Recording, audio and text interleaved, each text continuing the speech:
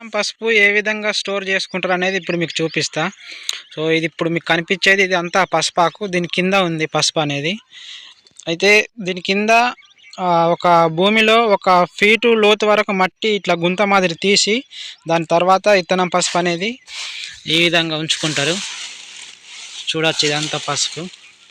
ఇత్తనం పసుపు అనేది ఇట్లా ఉంచుకొని దీని మీదకించి పసుపాకు ఇట్లా కప్పేసి పసుపాకు లేదా వేప కొమ్మలు ఇంకా ఏదైనా చల్లదనంగా ఉండేటి ఫస్ట్ అయితే పసుపాకు ఈ విధంగా వేసుకొని దాని మీదకించి వేప కొమ్మలు లేకపోతే గానుగ కొమ్మలు ఏదైనా పచ్చటిది అట్లా కప్పుకుంటారు. అది ఎప్పుడంటే మనకు ఏప్రిల్ నుంచి ఏప్రిల్ 20 తారీఖు నుంచి ఎండలు స్టార్ట్ అవుతాయి కాబట్టి అప్పుడు ఏప్రిల్ మే నెలల ఎక్కువ ఎండలకు పసుపు అనేది మనకు మళ్ళీ విత్తనము విత్తుకునేటప్పుడు పసుపు అనేది ఇట్లా ఆడు చూపి అంటే మొత్తం ఉడకబెట్టిన మాదిరి పైన ఉన్నది ఎండకు దెబ్బ తలిగి ఆరిపోతుందని ఇట్లా నీడ చేసుకుంటారు.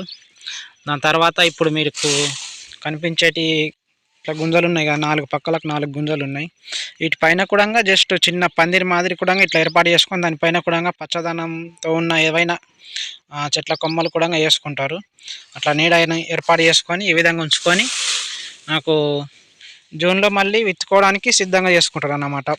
సో ఇప్పుడు ఇట్లా భూమిలో ఫస్ట్ ఒక గుంత మాదిరి 1 ఫీట్ లోతు తవ్వినాక దానిపైన మనకు ఇందులో చెదలు కానీ అంటే ఈ పసుపుకు చెదలు భూమిలో ఉన్న చెదలు పట్టకుండా ఇంకా వచ్చేసి తేళ్ళు, పాములు, జెర్రీలు ఇట్లా మనుషులకు హాని చేసేటి క్రిములు కీటకాలు అంటారు కదా, సీమలు, అటువంటి ఏమి ఇందులో ఎక్కకుండా కార్బోఫ్యూరాన్ 3G గుళికలు అయితే 1 kg కింద చల్లుకొని అట్లానే మనం పసుపు వేసుకున్నా కూడా ఇట్లా మనం పసుపు ఆ గుంతలు వేసుకున్నాక పైన కూడా ఇట్లా చల్లుకోవాలి. దాని మూలంగా ఏమవుతుందంటే మనం మళ్ళీ జూన్లో మనము దీన్ని తీసి మొత్తము దీని మీద ఉన్న అది చెత్త చెదారం ఈ పసుపు అంతా ఆకంతా తీసేసి మనం పసుపుని విత్తుకోవడానికి తీసినప్పుడు అందులో మనకు ఎటువంటి హాని చెయ్యని అటువంటి క్రిములు ఏమి ఉండకూడదని ఈ కార్బోఫ్యూరాన్ 3G గుళికలు అయితే వేసుకుంటారు. సో దాని మూలంగా పసుపుకి ఏం కాదు, మనకు కూడా ఏం అవ్వకుండా ఉంటుంది.